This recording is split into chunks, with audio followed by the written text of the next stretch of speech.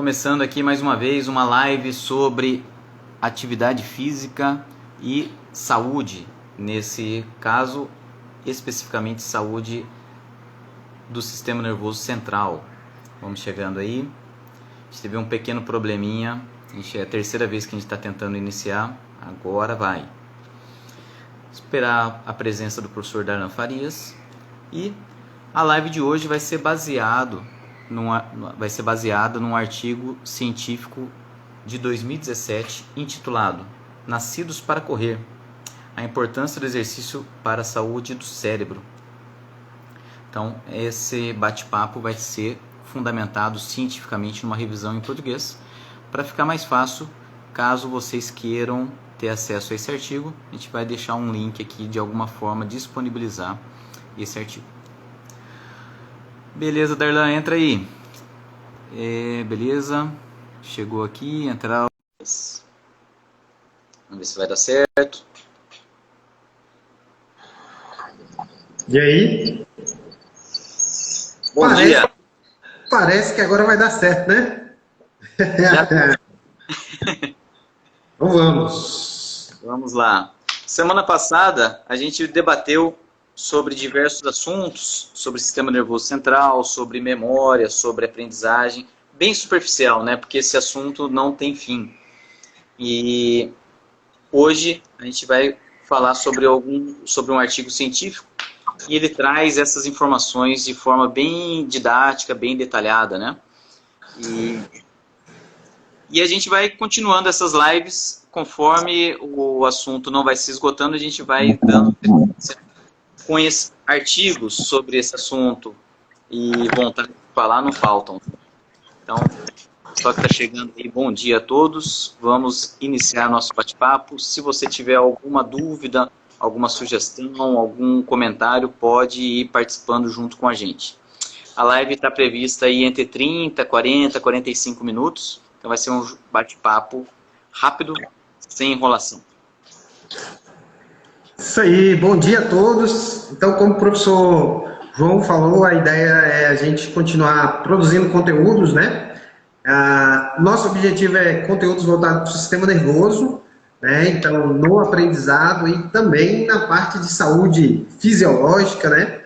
Que eu tenho atuado com algumas doenças, né? Eu tenho com algumas doenças do sistema nervoso, eu tenho um aluno atualmente com Parkinson, então a gente está associando tudo isso ao conhecimento que o João tem e o Bússola veio nesse sentido, né? De dar mais conteúdos voltados para o aprendizado e o sistema nervoso.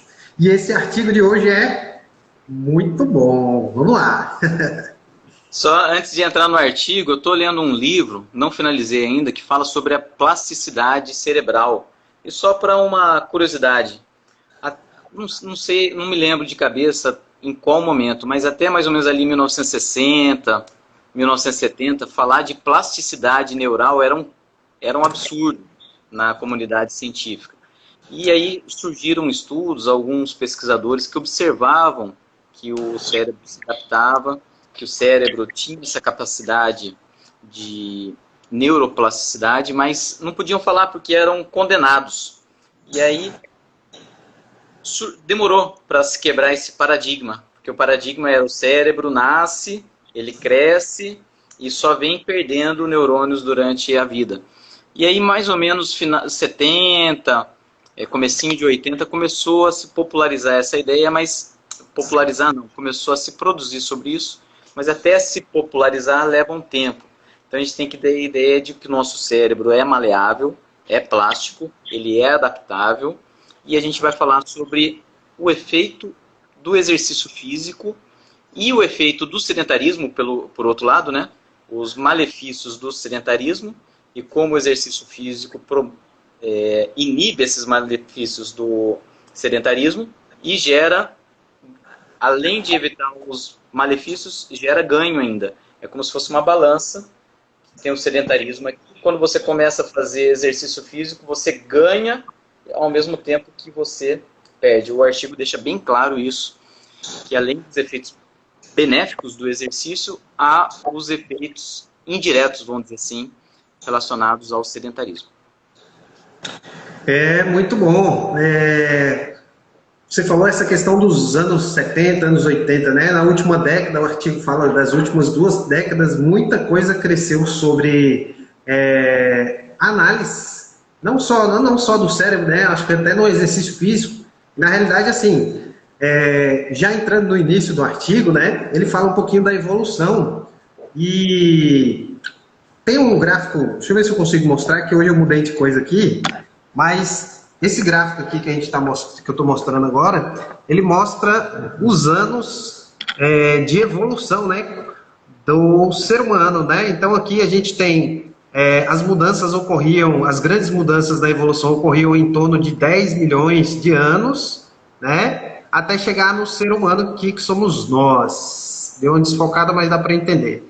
Né? E até os chimpanzés, essa mudança foi menor, é de cerca de 1,2 milhões de anos.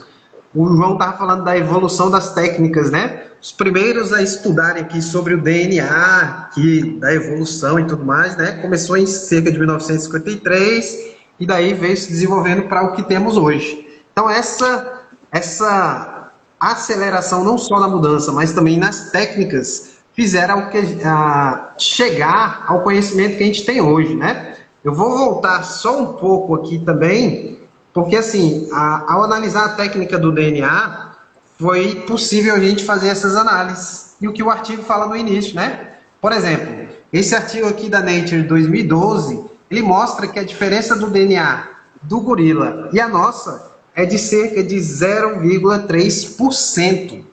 Né? O DNA, a gente compartilha 99,7% do DNA do gorila. Dos chimpanzés, essa diferença é mais ou menos de 1,8%. Tem um livro chamado O Terceiro...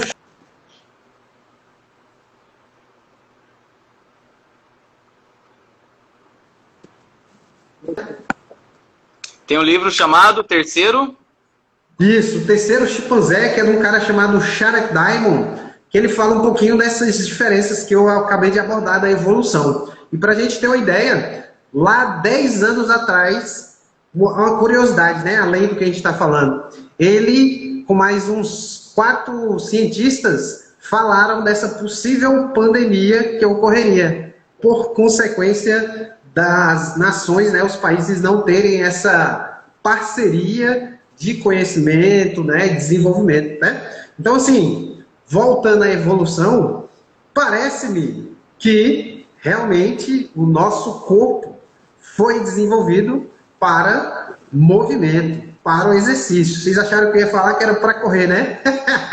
Mas né? Então, tudo que a gente viu aí, que a gente vai falar hoje aqui, é relacionado a isso. Então, assim, o nosso corpo foi preparado para isso. Né? Com a evolução, a gente verificou que a evolução antigamente demorava mais e agora menos. A ideia, né? Na realidade não é nem a ideia, é o que a gente percebe e as pesquisas vão evoluindo, a gente percebe mais ainda, como o professor falou, que o cérebro ele é plástico, a gente consegue realmente transformar, melhorar, e isso aí vai ligando a diversos aspectos. Muito bem. Então a gente vai falar aqui um pouco mais para corrida, mas pode ser ampliado a qualquer atividade aeróbia, além dos exercícios de força intervalados, que tem os benefícios, mas não é o alvo de hoje. Hoje é exercícios aeróbios. E aí a gente observa que o artigo justifica que o nosso corpo foi feito para correr por algumas capacidades, por umas características anatômicas, né? Como, por exemplo, pernas longas, quadril estreito, mobilidade do ombro, estabilidade da coluna. São diversos fatores aí, diversas características que o artigo fundamenta que o nosso corpo foi feito para a corrida. Então, já queria chamar a atenção aqui de que realmente, por exemplo, o quadril estreito, ele é, biomecanicamente falando, muito favorável para a corrida. Então tem pessoas que são mais adaptadas para a corrida do que outras. Principalmente as mulheres, né, que têm o quadril um pouco mais largo, uma quantidade de gordura corporal no quadril, essas pessoas têm dificuldade na corrida. Você percebe que essas pessoas não têm uma atração muito grande pela corrida. Vamos correr? Ah, não gosto, não me sinto bem, etc. Pessoas com quadril mais estreito se sentem mais, têm mais facilidade e se sentem mais à vontade de correr. Outra observação é a perna, a panturrilha, bem leve.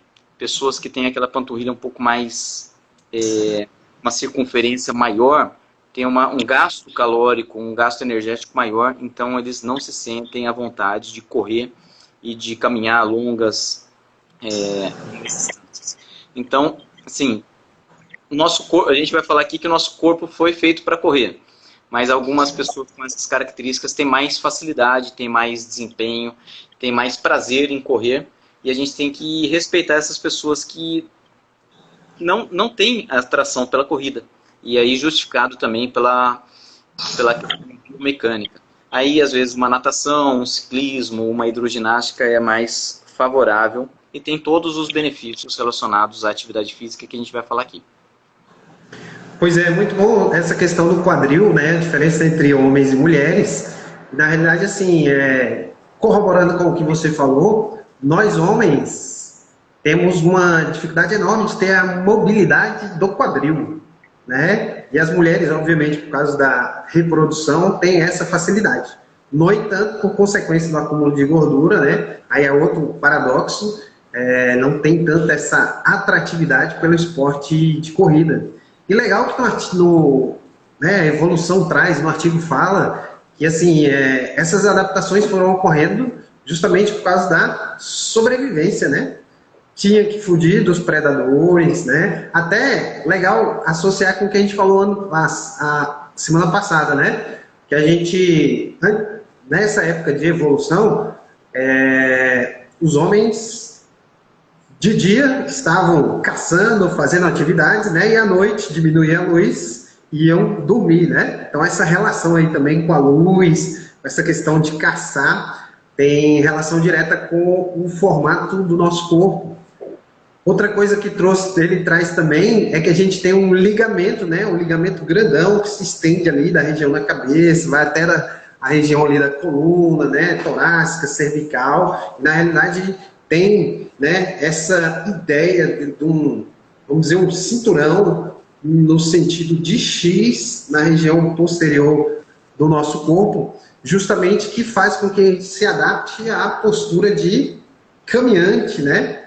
Corredores. E isso é importantíssimo que a gente, como profissional de educação física, acredito que a maioria que esteja aqui também, a gente precisa pensar nessas questões, não só de evolução, mas como a gente está no auge aí de mobilidade, né? Exercícios de flexibilidade, e muitas vezes a gente acaba trabalhando mais a parte da frente e deixa de contemplar a parte de trás. E a parte de trás, né, é a mais importante, por exemplo, na postura.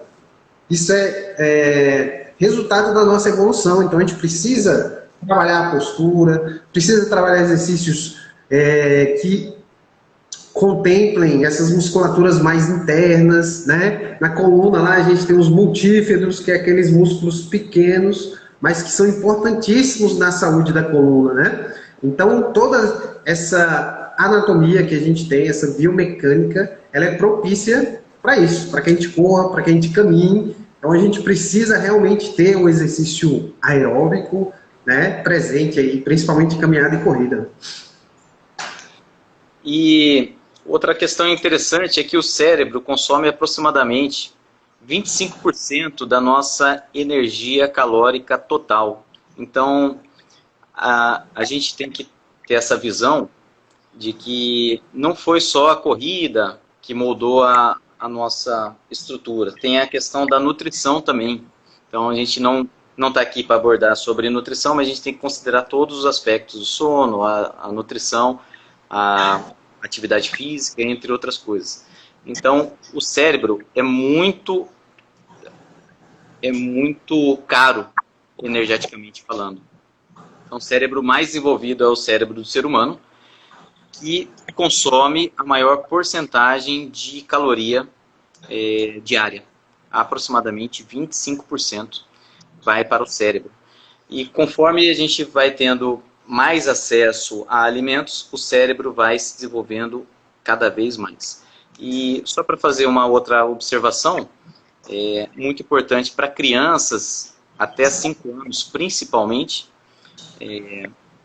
ter um acesso à alimentação adequada e evitar, por exemplo, diarreias, vírus, doenças, porque o cérebro está em construção numa velocidade muito grande e uma reincidência de diarreia, uma reincidência de viroses compromete esse desenvolvimento do cérebro. Já tá bem discutido sobre isso. Por isso que a questão da saúde pública, né, questão de cuidados, de higiene, é extremamente importante para esse desenvolvimento. Porque senão vai faltar nutrientes na fase que ainda está em construção.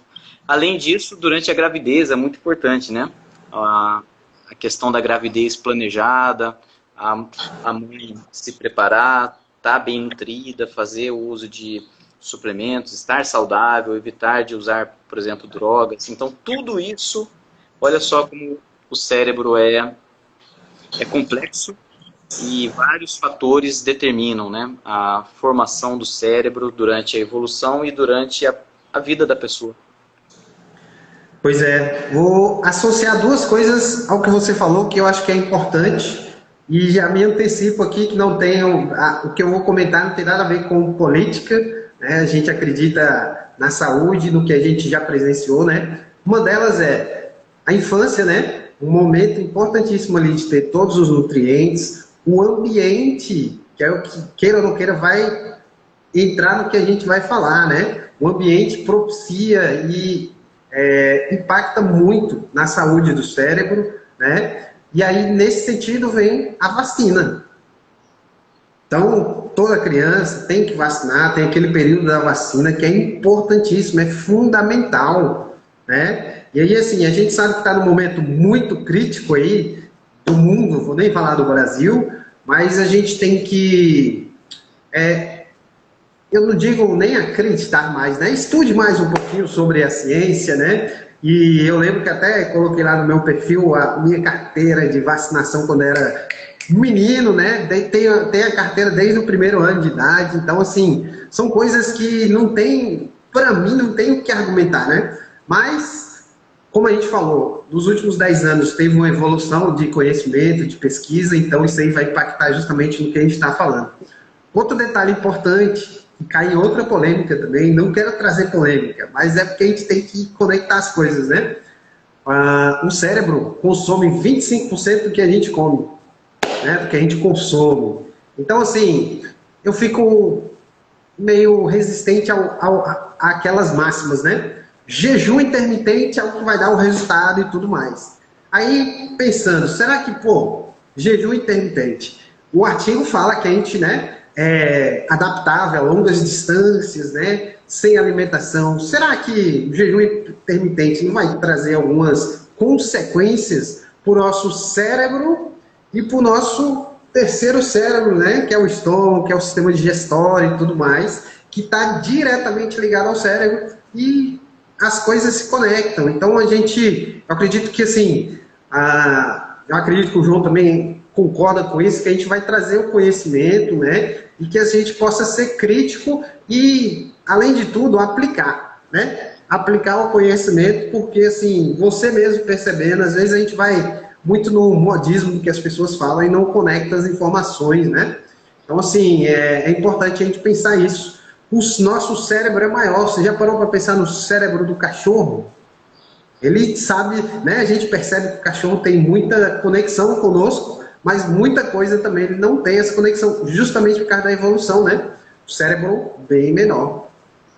Sei, João! Muito bem. Vamos tentar trazer semana que vem ou na outra artigos sobre resposta vacinal e exercício físico, que já tem artigos sobre esse assunto. Que é bem interessante também, importante para a gente contribuir, certo? Então, a gente nem entrou no artigo ainda, a gente só pincelou. Então, nessa relação entre o cérebro e o exercício físico, gente observa que conforme, com mais complexo é o movimento, com mais dependente é do movimento o animal, mais envolvido é o cérebro. Então a gente tem, por exemplo, o bicho preguiça, que tem um cérebro pouco desenvolvido, e o ser humano bem desenvolvido. O que faz o cérebro humano ser bem desenvolvido? O movimento, a questão da manipulação, o polegar opositor, não é isso? O polegar opositor tem uma grande área do cérebro para as mãos. Por que o cachorro tem uma área menor? Não tem a questão manual, né? É uma das. Outra questão é a linguagem. Linguagem falada, linguagem escrita, linguagem, outros tipos, símbolos. Tudo isso a gente consegue interpretar e ter uma área do cérebro muito grande para isso. E aí a gente está vivendo, conforme eu falei a semana passada, são alguns fatores, né? Eu consigo destacar 3 principalmente: a longevidade, a tecnologia e o conhecimento. A gente vai envelhecendo com mais produtividade, com mais saúde, e o nosso corpo, o nosso cérebro vai tendo uma certa degradação, e o exercício físico permite essa manutenção da saúde do sistema nervoso central, e a gente permite, estando com saúde, esse trabalho intelectual consegue ser desenvolvido durante mais tempo, durante mais idade. Então a gente está deixando de trabalhar braçal para trabalhar intelectual, com a tecnologia e com a longevidade. E com a longevidade e o trabalho intelectual, a gente tem que cuidar do nosso cérebro para a gente acumular bastante opções de trabalho, de mudança de carreira, entre outras coisas que a gente percebe que é importante, conforme a gente vai envelhecendo. Pois é, o legal é que, assim, você destacou a questão do cognitivo, né? E assim, a gente fica doidinho aqui para entrar no fisiológico, mas a ideia é falar disso também, né? Então, assim, tá falando no artigo que o exercício aeróbico reduz, por exemplo, sintomas associados a diferentes transtornos mentais e doenças neurodegenerativas. Então, eu tenho experiência com esclerose múltipla, com Alzheimer, com Parkinson, e o exercício ajuda demais nesse processo, né? Então, o exercício aeróbico ajuda, o treinamento de força também ajuda bastante, né? Então, assim, não é melhora a questão cognitiva e a questão estrutural, que a questão estrutural é mais ou menos o que a gente gosta, né? Neurogênese, gliogênese, tem um monte de termo legal que a gente, às vezes, nem... Eu mesmo não conhecia vários termos que tem no artigo, né? Gliogênese, é só lembrar as células da glia. O que são as células da glia? São as células que vão dar sustentação para o neurônio. O neurônio é que faz as conexões, as sinapses, né? Então são coisas assim que a gente lembra de fisiologia básica e a gente vai conectando as coisas. Quanto mais a gente vai estudando, vai entendendo, vai aplicando, fica mais fácil de compreender, né? Então nessa questão da memória mesmo tem muito estudo.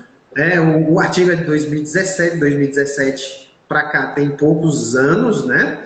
Mas já tem muita coisa que surgiu nesses 5, 7 anos que ajudam pra caramba nessa questão da memória. Fazendo a conexão que a gente falou semana passada também, né? Não adianta só fazer o cognitivo, que é o que o João falou, né? Tem que fazer a parte prática também, tem que fazer o exercício, tem que fazer a corrida, tem que colocar mais movimento no dia a dia, que a melhora não é só estética, mas muito mais saudável para o cérebro e tudo mais, né? Muito bem. E você comentou sobre a neurogênese, sinaptogênese. É importante para quem está assistindo a gente que gênese é criação. Tá? Toda vez que você ouvir gênese, criação. Tá? Criação de novas células nervosas, criação de novas sinapses, criação de células da glia, que sustentam ali o sistema nervoso.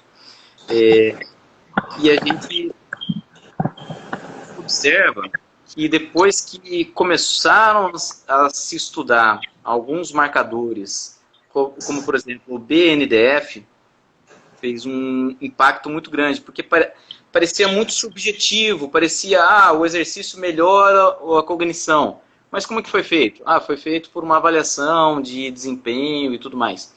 Hoje em dia já se analisa alguns marcadores fisiológicos que estão associados à memória, à neurogênese,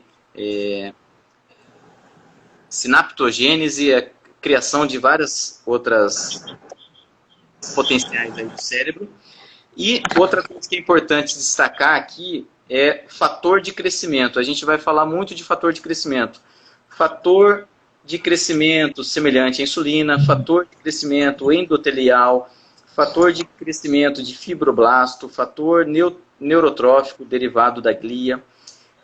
Então, fator de crescimento e gênese, a gente vai comentar aqui bastante. Neurogênese, gliogênese, entre outras. Muito bem. Então, assim, o João falou do BDNF, né? Eu acredito que lá no meu perfil deva ter alguma coisa de BDNF, porque eu trabalhei no mestrado com isso, né? Então, assim, exercício agudo ajuda nesse processo do BDNF, fator de crescimento neural, neurotrófico, né? E assim, a gente consegue analisar, às vezes, por meio do sangue, né? Um exame fácil, só que é um exame caro, né? Mas a gente consegue manipular o exercício, né? E tem alguns estudos mostrando isso para que a gente tenha esse resultado. Então, assim, novamente, temos diversos profissionais de educação física na live, então tem que estudar e tem que colocar isso na prática, né? Tem também, falando, né, da corrida, essa questão do IGF-1 que é associada com a hipertrofia, né? A gente sabe que o exercício físico, o treinamento de força ajuda esse processo, né? É o essencial para a hipertrofia, mas também o exercício aeróbico é importante por induzir a sinalização do IGF-1. Tem o VEGF, né? Que é o fator de crescimento vascular, e aí ajuda, por exemplo, na angiogênese, que o exercício ajuda também, né? Gênese, criação, né? Anjo vem de sistema vascular, né, vasos sanguíneos. Então, assim, quando a gente começa a sair do macro para o micro, o exercício deixa a gente mais feliz, contente ainda, né? Ajuda, por exemplo, nesse momento aqui, ó, dopamina, serotonina, norepinefrina, estou nervoso, alegre, feliz e com muito prazer de estar falando do sistema nervoso, que é algo muito fantástico, né? E é interessante que a gente tem a memória dividida em 3 aspectos. A memória de trabalho, que é a memória de curta duração. Se eu falar uma sequência aqui de 5, 6 números e você armazenar, é a memória de trabalho. Daqui 1 hora, possivelmente, você já esqueceu. Tem a memória de médio prazo, que eu comento com os estudantes, que é aquela memória para a prova. Você estuda, passa na prova e depois acaba esquecendo, retendo muito pouco do que você estudou. E tem a memória de longo prazo. Então, a memória de trabalho é importante, por exemplo, para você ler uma frase e compreender ela Você já começou a ler uma frase e esqueceu que estava escrita no começo? Isso é memória de trabalho. O exercício físico melhora a memória de trabalho, a memória de médio prazo e a memória de longo prazo. A memória de médio prazo, ela vai aumentar as conexões sinápticas, as sinapses, vai aumentar as conexões sinápticas, e a memória de longo prazo vai ter um efeito mais estrutural no cérebro. A memória de longo prazo está associado a emoções, tá? Ou muito positivas ou muito negativas. Um trauma, um dia muito feliz, um evento muito impactante. Tá? E é interessante que essa memória de longo prazo, ela gera reverberação. Ela é uma memória que vai e volta no cérebro. A emoção gera essa resposta de vai e vem no cérebro. como que você faz para aprender alguma coisa que não tem muita emoção? Ou você coloca emoção, ou você repete. Você está repetindo, está fazendo esse processo de reverberação várias vezes. Você está treinando o cérebro que aquilo é importante.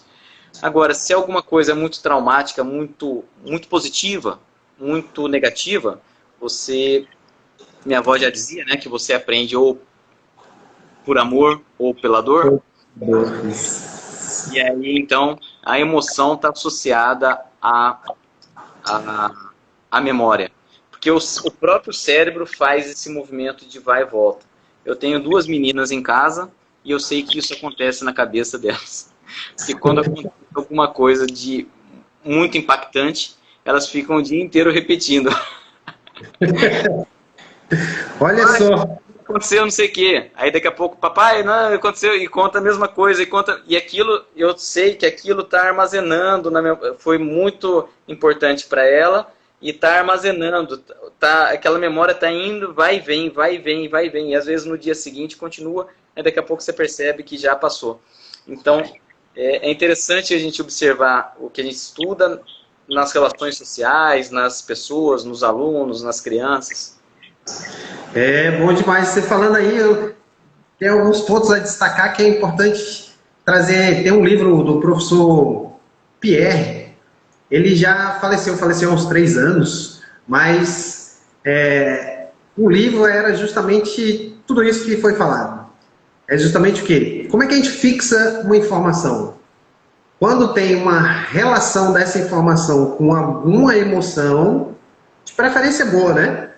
Essa informação, ela fixa, né? A gente tem a memória, né? No olho, a gente recebe informação direto. Então, à noite, quando a gente dorme, o cérebro joga fora algumas coisas e fixa as outras. As que vão ficar fixadas estão relacionadas diretamente à emoção. Então, nosso cérebro é como se fosse um computador. Tem a memória RAM e a memória ROM. A memória RAM, curto prazo, e a memória ROM, de longo prazo. E como é que fixa essas memórias? Quando a gente está dormindo. Então, a gente falou aula passada, já estou no ritmo. A gente falou na live passada essa questão do sono para a saúde. Mas, para o aprendizado, é essencial. Ele tinha uma frase bem assim que ele falava, né, o professor Pierre. Aula dada, aula revisada hoje. Ou seja, na aula, a gente entende. Quando a gente revisa essa informação, acessa ela novamente, que ela vai ser fixada. E outra coisa que ele falava, durante o aprendizado tem que ter anotações. Aí cai na polêmica de hoje. Será que os computadores, eles auxiliam, é prático, é fácil, mas será que quando você anota alguma coisa ali no celular, no computador, você acessa depois? Não acessa? Como é que está esse processo de fixação dessas informações? Estamos numa live. A gente já falou aqui conteúdo pra caramba. Você anotou alguma coisa? Acredito que a informação que você achou importante fez despertar uma emoção em você e você fixou. Mas será que amanhã ela vai estar na sua mente aí também? Então são questões importantes que a gente tem que lembrar sempre para facilitar o nosso aprendizado. Como consequência disso, o exercício ajuda muito. E ressaltando que eu falei a semana passada também sobre evento presencial e à distância, né? O presencial você está de corpo inteiro, você está de emoção inteira ali assistindo, participando, interagindo. Então isso tem um significado muito maior para o nosso aprendizado, para a nossa memória. Então, vai continuar tendo a aula presencial e espero que voltem os cursos presenciais também para a gente poder transmitir essas ideias de forma presencial também. Fazer uma visita em Palmas logo, logo. Vamos definir as datas que eu estou querendo ir em Gurupi também, logo, logo. Beleza. Quem é de Gurupi, quem é de Palmas aí, quem é de fora do Tocantins, comenta aí também. Por favor, a gente quer conhecer. Pois é, o exercício, voltando ao exercício, né? a gente falando da corrida, então o artigo fala tudo isso aí, que, por exemplo, tendão calcâneo, ele foi feito justamente para ser uma mola propulsora, né?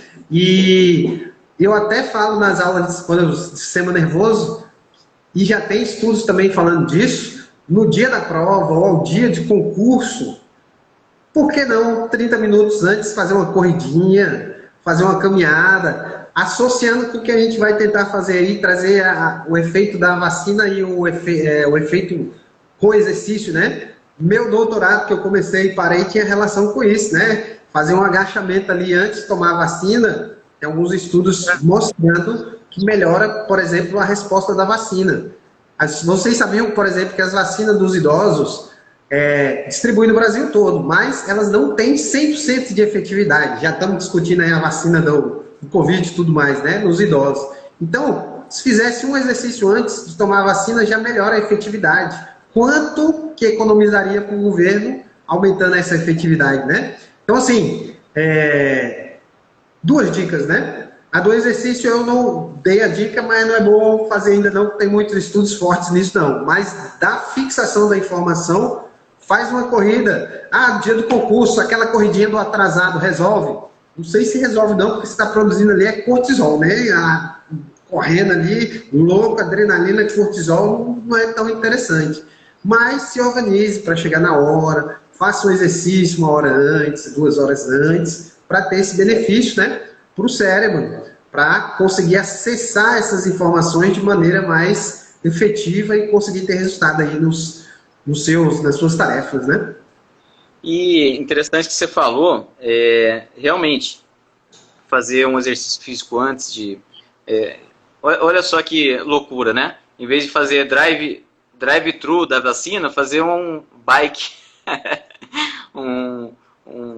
uma forma de bike aí. Faz sentido. Meio fora da também. E me perdi aqui nas ideias.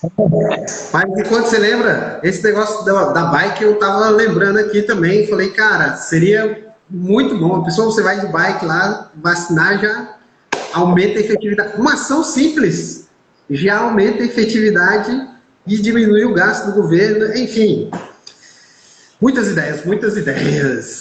Lembrando que a gente fala sobre exercício, mas quem está assistindo aqui percebe que a gente vai e volta, né? Sobre a ideia do sono, sobre a ideia da saúde, sobre a ideia da... tudo um conjunto muito grande. E o exercício físico tem uma capacidade muito importante na saúde cerebral. Inclusive, por prevenir, por exemplo, a obesidade. Tá? A obesidade é um mal atual. Tá? É um mal atual. Então, por que a gente precisa correr? Por que a gente precisa fazer atividade aeróbica? Por que a gente tem que usar o exercício físico como uma pílula, né? Como um medicamento? Porque os nossos ancestrais, nossos avós, bisavós, até alguns pais aí, dependendo de como trabalhava, já fazia isso na rotina, né? Já era muito ativo. E não tinha refrigerante todo dia, não tinha hambúrguer, comida processada, entre outras coisas, de forma tão barata. Então, a obesidade é algo novo, o sedentarismo é algo novo, então a gente tem que encaixar o exercício físico na nossa rotina. Além disso, tem a meditação, tem o mindfulness, não sei se assim se pronuncia, também tem efeitos positivos no cérebro. Outros artigos comentam que o exercício físico, a meditação, tem efeitos positivos. Por que a gente precisa disso hoje? Porque antigamente a pessoa sentava no final do dia e ficava meditando, olhando para a paisagem, vendo o tempo passar. Isso já era uma forma de meditação de forma indireta, né? E hoje a gente não tem aquele tempo para ficar à toa, deixar a cabeça, os pensamentos devagarem. Então, por que a gente tem que incluir isso no nosso dia a dia? Porque a gente tirou a caminhada de longa duração, a gente tirou a atividade braçal. Então, por que você tem que ir para a academia levantar peso? Porque o nosso corpo precisa. Mas sempre precisou? Os nossos ancestrais não iam para a academia, não. Mas eles trabalhavam muito mais do que a gente. Então a gente vai estudando e vai equilibrando de acordo com a necessidade da nossa atualidade, da nossa geração. Então a meditação, o sono, a alimentação, o treinamento físico aeróbio de força são importantes para manter esse equilíbrio. Tá? Então, sim, você precisa treinar. Você que está aqui em 2021, 2022, 2025, precisa treinar sim, precisa sim. Precisa cuidar do cérebro sim, precisa evitar a obesidade e o sedentarismo. Então, a obesidade vai gerar um estado inflamatório crônico. Esse estado inflamatório crônico vai gerar diversas doenças do sistema nervoso central. Vai diminuir a nossa capacidade de atenção, vai diminuir a nossa memória. Tá? Então nós temos a inflamação associada à obesidade e ao sedentarismo, e isso faz mal para o sistema nervoso central. Do outro lado, nós temos... Voltou. Do outro lado, nós temos o exercício físico como anti-inflamatório. Então, é só a obesidade que é inflamatória? Não. A obesidade é inflamatória. Nós temos alimentos inflamatórios. A gente não quer entrar muito em nutrição aqui, mas tem alimentos inflamatórios. Pode colocar aí processados, doces, refrigerantes, como inflamatórios. Entre outros. Tudo que você sabe que faz mal, coloca aí como inflamatórios. Tem a obesidade como inflamatória, frituras e aquele machucadinho que você tem sempre no canto da unha, aquela cárie no dente, aquele machucado, tudo isso é inflamatório. Às vezes você tem uma cicatriz que não se fecha, aquilo também é inflamatório. Tá? Então, tem associação, por exemplo, com saúde bucal e doença cardiovascular. Por quê? Porque aquela inflamação na boca é inflamatória. Tá? Só que a obesidade também é inflamatória. Então, às vezes, a pessoa tem uma saúde bucal boa, mas tem obesidade, tem o sedentarismo, se alimenta com alimentos inflamatórios. Então, os marcadores que a gente vai entrar daqui a pouquinho aí, que senão já vai encerrar a nossa live, você tem que diminuir a inflamação sistêmica e aumentar os fatores de crescimento, os fatores de neurogênese. Então, você diminuindo a inflamação já melhora. Você aumentando os fatores de crescimento, fatores de neurogênese, potencializa ainda mais a sua memória, sua atenção e saúde cerebral. Pois eu acredito, novamente, tem muito profissional de educação física aqui, e aí, assim, obviamente, a ideia do Bússola é trazer conteúdo, mas futuramente a gente vai estar fazendo alguns cursos, né? A gente está falando de exercício físico, a gente está falando de exercício aeróbico, de corrida, e tem alguns métodos, tem algumas formas de prescrever o exercício aeróbico. Então, assim, a gente vai futuramente promover alguns cursos, né, algumas plataformas nesse sentido. Independente disso, uma aplicação prática desse processo, para você que não corre, ou para você que já corre, é começar a modificar o que você realiza. Por exemplo, se você corre sempre num parque de 5 km, que é da mesma forma, por que não variar esses estímulos, variar os locais, mudar os locais, para você ter um benefício não só muscular, mas também os estímulos para o cérebro. Então isso ajuda muito. E na realidade o segredo do exercício físico, né, da prescrição do exercício físico, é fazer essas mudanças de estímulos. Obviamente, com o profissional de educação física, e essas mudanças têm que ser sistemáticas, têm que ser pensadas e planejadas. Não pode ser aleatoriamente, né? Então, assim, para quem não tem um profissional de educação física nesse momento, o que você faz? Tente mudar os estímulos, variar os estímulos para ter esses benefícios que a gente está falando, né? O próprio artigo traz esse processo. E para você que é profissional de educação física, comece a planejar sistematicamente, que isso é a essência para a gente ter esses benefícios que a gente está falando. A gente está falando muito específico dos benefícios, né? Mas para o lado mais prático é isso, é você controlar essa dose e resposta do exercício físico. E respondendo a pergunta, se nós nascemos para correr, a gente falou no início da live, se nasceu para correr, para caminhar longas distâncias, e o próprio corpo anatomicamente já tem esse processo, né? E então muito bem. E essa questão de marcadores fisiológicos, inflamatórios e de crescimento, eu vou citar alguns que o artigo comenta, tá? O mais interessante, o mais conhecido é o BNDF, fator neurotrófico derivado do cérebro, tá? Vem do inglês. BNDF. Eu vi uma expressão, é como se fosse um fertilizante de neurônio. Eu achei fenomenal essa ideia. Potencializa o crescimento de neurônios. O IGF-1 que a gente comenta sempre similar ali ao GH. É quase que um GH, né? É o GH que dá o estímulo, né? A sinalização para o IGF-1 ali. O IGF... Aí entra emitol, AKP, aquele processo hipertrófico, né?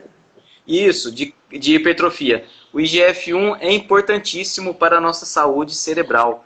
Quem não conhece também, IGF-1 é bem interessante. Então, BNDF, IGF-1, fator de crescimento endotelial vascular. Então, do mesmo jeito que o nosso músculo ganha capilarização durante o exercício aeróbio de alta intensidade, o cérebro também, principalmente na área ali do hipocampo. Tudo que a gente está falando aí é pré-frontal, motor e hipocampo, tá? O frontal é importante para aquela atenção, para a memória de trabalho, para você focar, para você conseguir resolver problema. O hipocampo para aquela memória de longo prazo, tá? Então, fator de crescimento endotelial vascular, ou seja, fica mais vascularizado. E tem uma associação entre maior vascularização e maior neurogênese. Normalmente, onde aparece, tem maior vascularização, tem maior potencial de neurogênese, ou seja, mais neurônios. Neurotrofina 3, esse aqui o artigo não entra tão a fundo. Fator de crescimento de fibroblasto também não é muito abordado. Fator neurotrófico derivado da glia, então células da glia que sustentam o sistema nervoso. Fator de crescimento epidérmico, fator de crescimento nervoso. Então, 1, 2, 3, 4, 5, 6, 7, 8. 8 variáveis fisiológicas bem determinadas aí no artigo de crescimento ou de gênese, né? Ou de crescimento ou de gênese associado ao cérebro. E é interessante que o artigo fala também que está associado mais a essa área pré-frontal, motora e do hipocampo, do que de outras áreas. Não é todo o cérebro que se desenvolve. Por exemplo, o nervo olfatório não é desenvolvido com o exercício, mas é desenvolvido com outros estímulos olfatórios. Então, assim, há uma plasticidade em algumas partes do cérebro, porém, o exercício gera plasticidade, neurogênese, sinaptogênese em áreas específicas. Pré-frontal, que é atenção, é o racional, é decisão. Você percebe que pessoas que treinam, elas conseguem... vocês perceberam que esses gurus, coach, defendem essa questão de treinar? O treinar permite que a parte pré-frontal, que é aquela parte que você coloca a meta e você consegue resistir a uma tentação. Então, se você treina, você consegue colocar uma meta e realizar. E conforme você realiza essa meta, seu cérebro vai se adaptando tem lá a serotonina e tudo mais. Então, o treino fortalece essa atenção, essa parte racional, essa parte pré-frontal, de você conseguir estabelecer uma meta e atingir. Por isso que você vai ouvir muito coach, muito guru, muito tal. que é importante treinar, é importante acordar cedo, é importante, tá? O nosso objetivo aqui é falar sobre o treinamento. Essa parte do pré-frontal é importante para você sentar, falar, vou estudar e conseguir manter sua atenção nos estudos. Eu vou trabalhar. O exercício melhora a pré-frontal, o pré-frontal é importante para o seu trabalho focado, além da memória de longo prazo. Então tem todos esses benefícios. Todas essas variáveis fisiológicas que a gente falou aqui são importantes na prática para quê? Para você aumentar a atenção, aumentar o foco, aumentar a memória, aumentar a saúde cerebral. Se você for sedentário, obeso, dormir mal, você vai ter uma tendência a ter uma memória um pouco mais prejudicada. Isso vai diminuir sua autoestima, vai diminuir sua autoconfiança. Então, disso tudo que a gente está falando, não é o exercício pelo exercício para aumentar o BNDF, para aumentar o IGF-1. É para gerar essa cascata de eventos lá na prática. Imagina você ter uma autoconfiança que seu cérebro está funcionando perfeitamente, que seu cérebro está saudável, que você pode confiar no seu cérebro, que você está preparado para assistir uma aula de cálculo profunda, acompanhar uma live profunda. Então, é sobre isso que a gente está falando. Além desses fatores, tem os fatores associados à inflamação, o PCR, interleucinas, entre outros, que fazem ao contrário. Então você, de novo, né? Você tira do seu corpo as variáveis que fazem mal para o cérebro e você, durante o exercício, você inclui diversas variáveis que fazem bem para o cérebro. Não só para o cérebro, mas para todo o seu corpo. Inclusive, esses benefícios endoteliais, né, vasculares, não é só no cérebro, é no corpo todo. No cérebro também. E olha a importância, né? Às vezes a gente está falando de memória, de atenção, às vezes por mais que a gente esteja falando, aí você fala, estou fazendo exercício dia a dia, mas não percebo isso, continuo com atenção. Na realidade, são detalhes que às vezes passam imperceptíveis no nosso dia a dia, né? Então é importante fazer o exercício sempre, porque esse benefício vai tendo a longo prazo, né? Então, por exemplo, tem pessoas que têm, por exemplo, demência, né? E relação direta com essa questão vascular. Então, o exercício já ajuda nessa questão, né? Manter a atenção nas atividades do dia a dia, né? Então, o benefício é enorme do exercício físico para o sistema nervoso. Importantíssimo. Trazendo um pouquinho da esclerose múltipla, por exemplo, né? Então, o sistema nervoso ali, o neurônio, a bainha de mielina é afetada pelo seu próprio organismo, por causa do sistema imunológico, acha que a bainha de mielina é um inimigo e começa a combater.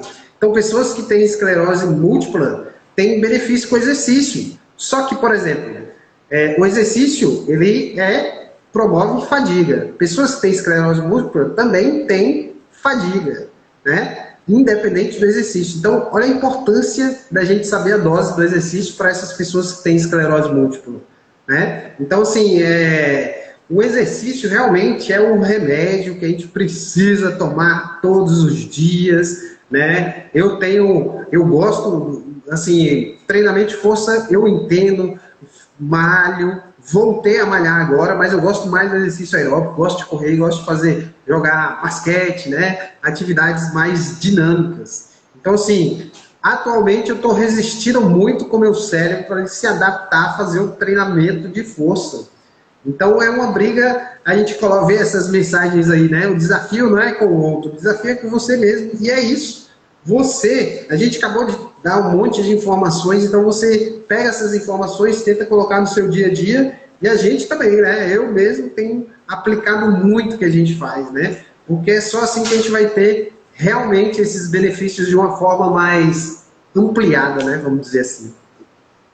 E tendo esse conhecimento mais profundo, a gente observa as pessoas na academia, né? Treinando, buscando resultado rápido. E a gente começa a pensar, nossa, está fazendo tudo errado. Não é resultado rápido, que a pessoa precisa? Treinar todo dia para o resto da vida. Então não tem... essa live de hoje é para ampliar aí a cabeça de quem está assistindo e repassar para frente essa ideia de que o exercício é tudo, inclusive estética. Tá?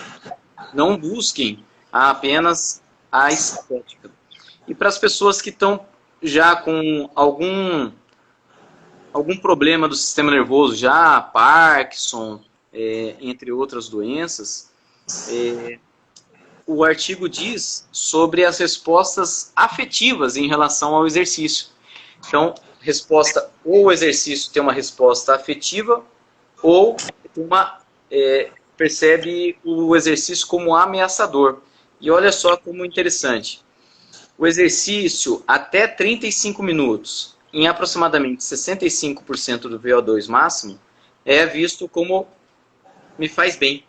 Acima dessa intensidade ou acima desse tempo, começa a ser visto como ameaçador. Nossa, vou ter que fazer, nossa, muito difícil. Então, olha só como é importante essa regrinha para quem é profissional saber conduzir mais ou menos. Não que você vai aplicar essa regra, mas que você já tem uma ideia de que o exercício pode ser bem visto ou pode ser repulsivo de acordo com a intensidade e com o volume. Então é melhor você treinar até 35 minutos em até 65% do VO2 máximo do que você ter o exercício como um trauma, como uma obrigação. Nossa, vou ter que ir lá de novo treinar. Nossa, amanhã vou ter que treinar de novo. Então é melhor que você tenha uma relação afetiva de longo prazo com o exercício. Isso aqui o artigo diz em pessoas já comprometidas, já com algumas doenças neurodegenerativas. Mas procure saber com você quando que o exercício começa a ser ameaçador, quando que o exercício começa a ser, nossa, uma obrigação, e quando ele se torna positivo. Não vou lá treinar, fazer minha obrigação, vou lá, chegou a hora do meu treino, amanhã eu tenho que treinar, eu sei que amanhã eu tenho que treinar de novo, etc. Então, eu sou contra regras, né? Mas para que serve essa regra? Para você ter uma ideia e ampliar, colocar luz naquilo que você às vezes não está enxergando. E olha só como é importante essa dosagem, né? 35 minutos a quantos por cento do VO2 mesmo? 60%? Por volta de aproximadamente 65% do VO2 máximo. Pois é, isso era para ser a essência da educação física. Nós, VO2 máximo, falou, professor, não tem um aparelho, 60% do VO2 máximo. Tem milhões de outras formas de você medir essa intensidade. Mas, né, os artigos trazem o VO2, que faz no laboratório, tem o ergospironômetro, mas existem outras formas para a gente fazer. Então é isso que a gente quer trazer também com os cursos e com o que a gente fala aqui com vocês. E outra coisa, esses resultados, por exemplo, os resultados para citocinas inflamatórias, eles não são um padrão para todo mundo. Lá no mestrado a gente analisou o BDNF, teve um padrão. Agora, citocinas inflamatórias foi muito variativo. E aí, na realidade, o artigo é até sobre os responders e não responders ao treinamento de força. E é isso que nós, profissionais de educação física, temos que na nossa prática diária observar. Você aplicou, deu uma dose. Essa dose foi legal, o cara gostou, né? Essa afetividade, teve afetividade para ele fazer esse exercício, essa intensidade foi legal. São detalhes que a gente tem que, como profissional, observar. E muitas vezes essa questão da gente ficar ali muito na estética, do resultado estético a curto prazo, impede da gente ver esses outros benefícios que, por não dosar corretamente, pode não ter e impactar lá na frente, que é o que a gente está falando hoje, né? A afetividade e assim, a falta do exercício nas doenças neurodegenerativas, que não é da noite para o dia que ocorre, a gente sabe que é a longo prazo, né? Então, assim, quando fala essa questão de dosagem, a gente já vê à mente aqui um monte de coisa que dá para fazer que a gente não vê na prática do dia a dia. Depois a gente poderia até marcar um dia, abrir as planilhas, fazer uma live, um curso gratuito, alguma coisa nesse sentido. E faremos muitos insights. Vamos encerrar por aqui, que nós temos 8 segundos de live. Obrigado a todos. Até a nossa próxima semana que vem.